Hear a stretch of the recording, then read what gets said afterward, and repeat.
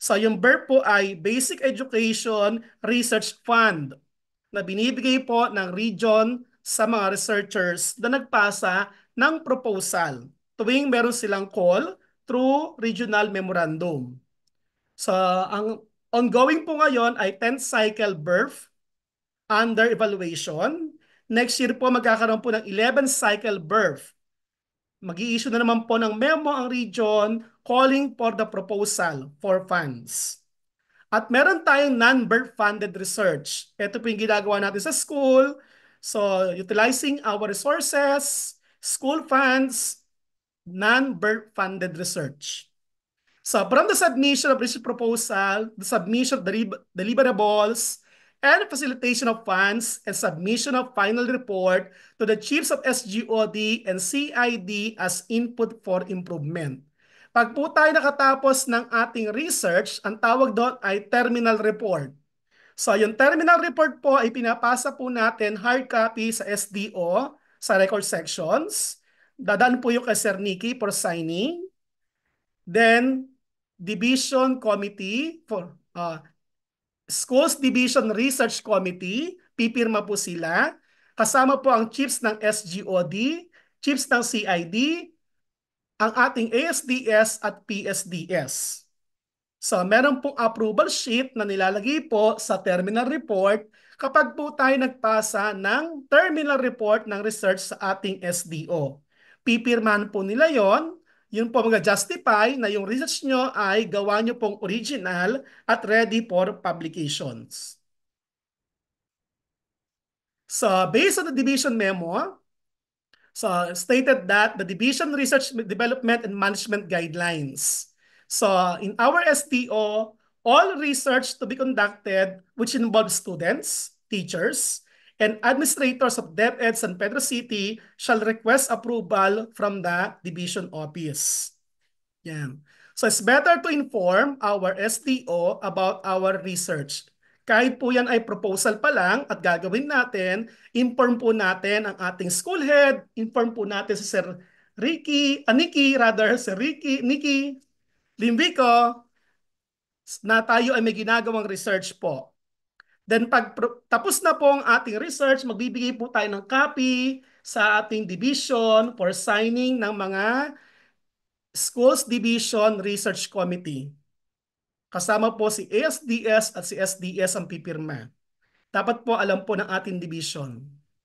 Second, interested teachers and administrators should submit the research proposal to the planning and research section. So kung tayo po yung kukuha ng pondo sa BERF o kahit po sa local school board, kung magkakaroon po, so you have to submit the complete set of research proposal. So meron po tayong mga BERF forms. So nandiyan po yung 1, BERF Research Proposal Application Form. Nandiyan ang BERF Basic Research Proposal Application Template. So meron din po tayong BERF Action Research Proposal Template. So meron tayong BERF Declaration of Anti-Plagiarism, BERF Declaration of Absence of Conflict of Interest, BERF Cost Estimate Approval. So lahat po yan ay pwedeng download sa link na provided sa inyong screen. So kung tayo po mag-a-avail ng BERF fund. So forms must be completely filled up and signed by the proponents. So itong mga forms na po ito, pipirmahan po yan ng immediate supervisor ng yung school head. Dapat po signed.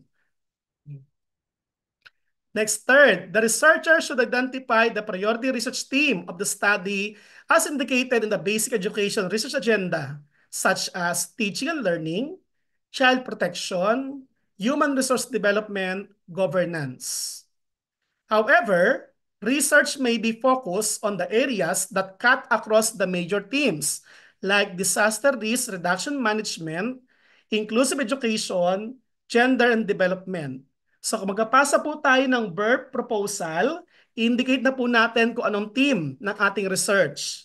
So pag yan po ay nasa teaching and learning, doon po sa teaching and learning lalagay. Okay, so ito po yung table 1. So meron po tayong proposed areas of research per level of governance. So meron po tayong national level. Sa pag-national level, nagpopondo po ang VERP ng hanggang kalahating milyon. So dapat po at least 2 regions ang involved na participants. Pag region, division, district, so maximum of 150,000 pesos ang pondo. At least two. At least two division for the region.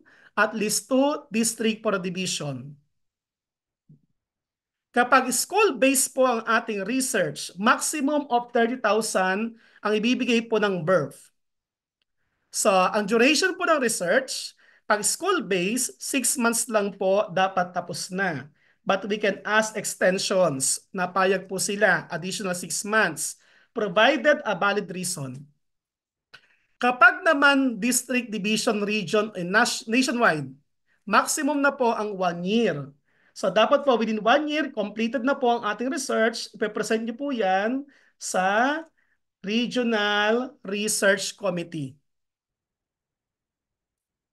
Okay, next po. For master teachers, key result area. Yan. So meron tayong sa mga MT. So magbibigay po tayo ng technical assistance and instruction sa ating mga teachers. Nandiyan po yung demo teaching, mentoring and coaching. Then lead in assistance in preparation of action or basic research. Lead in innovative instructional materials, assistance in the conduct of school-based trainings, assessment of teachers' performance. Ito po ay kasama sa ating duties and responsibilities as master teacher. So master teacher are required to produce at least one action research or in-depth studies for 1 school year. Ang sabi po at least one. So dapat po meron tayo nagagawang completed research sa loob ng isang school year. So for head teachers, ito po sa head teachers, so key result area, school curriculum monitoring and evaluation, 30%. Number 11, implements innovations and alternative delivery schemes. Localize, indigenized curriculum. So ito po ay under na po ng research. For school heads, key result area based on Depth Order number 24, series of 2020, Domain 1, leading strategically. So ito po ang kanilang Domain 1. So vision, mission, core values, school planning implementation, policy implementation and review, research and innovation, 1.4. So kasama po sa report ng school head ang research and innovation. Nire-report po nila ang number completed research, number of published research, kasama po yan taon-taon. So lahat po tayo sa school ay in-encourage na gumawa ng research and innovation. Or, to ensure a periodic submission of research proposal, the division office will accept research on the following dates. So the date were selected on the assumptions that action research should not exceed 2 quarters. So ang action research po ay maiksi lang pong duration. Hanggang 6 months lang po yan. Pero ang basic research, umaabot po ng 1 year. Kasi malawak ang scope ng basic research, maiksi lang scope ng action research. So pwede po tayong mag-submit by batch on the last Friday of the month. Submit po tayo sa ating SDO through record sections ng proposal for the birth funding. So ang region po ay nagme-memo ng mga call for proposal for the cycle of birth. So tapos na po ang 10th cycle. Next year po ay 11th cycle na po. Fifth, the submitted research proposals shall undergo initial screening by Schools Division Research Committee. So proposals failing under the following condition will not be further evaluated and will immediately be returned with technical inputs to the proponent. These are the grounds for returning the proposal. First, incomplete documentary requirements as prescribed during the course of proposal. Kung ano po yung mga hinihinging documents, kompletuhin po natin. Pag kulang, binabalik po yan sa atin. Second, conflict of interest in personal and professional aspect, which may influence the impartiality of parties concerned, whether the proponents or the research manager. So sometimes po yung ating mga research sa graduate studies, like thesis and dissertation, meron po yung conflict of interest kapag ipapasa po natin sa birth fund. Non-conformance to research ethics. So meron po tayong research ethics na sinusunod pag gumagawa tayo ng research. First, we secure permission from the authorities and the participants. Kung minor po ang bata, kasama po ang informed consent na magulang. So, next, confidentiality of data. Voluntary participation of the participants. Proper dissemination and storage of data. Pag hindi po nasusunod ang research ethics, binabalik po ang proposal. Fourth, exceeding the maximum amount of research grant with no provision of cost sharing. So meron lang po tayong maximum amount na ibibigay depende sa scope ng ating research. Kung yan po is school-based, district, division, region, or nationwide.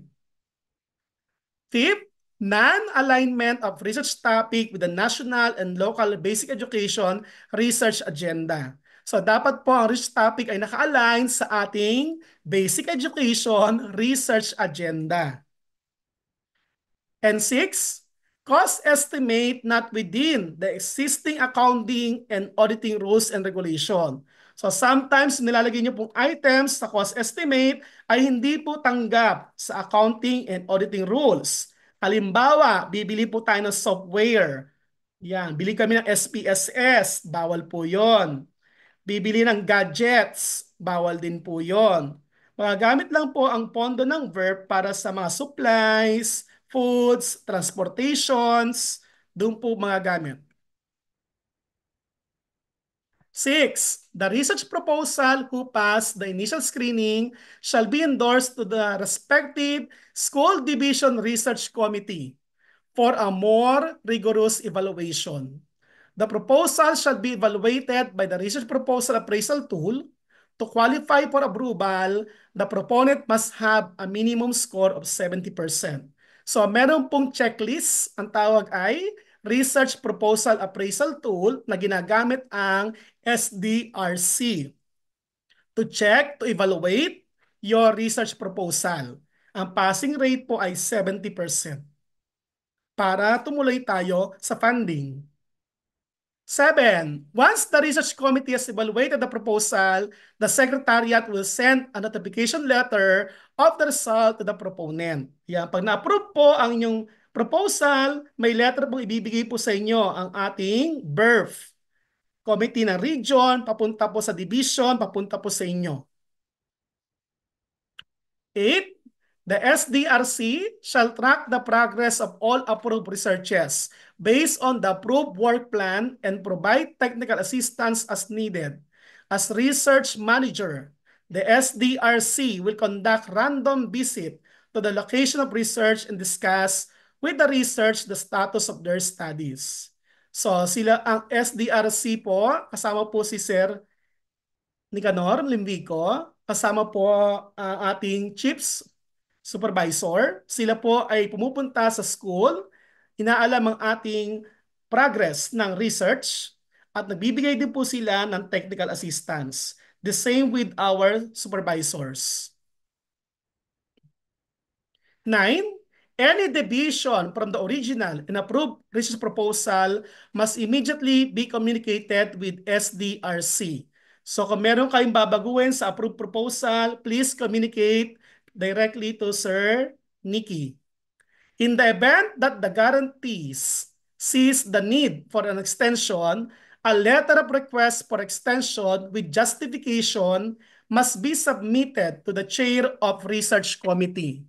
The research will be allowed only one request for extension as per assessed and decided by the research committee. Granted extension will not exceed 1 year.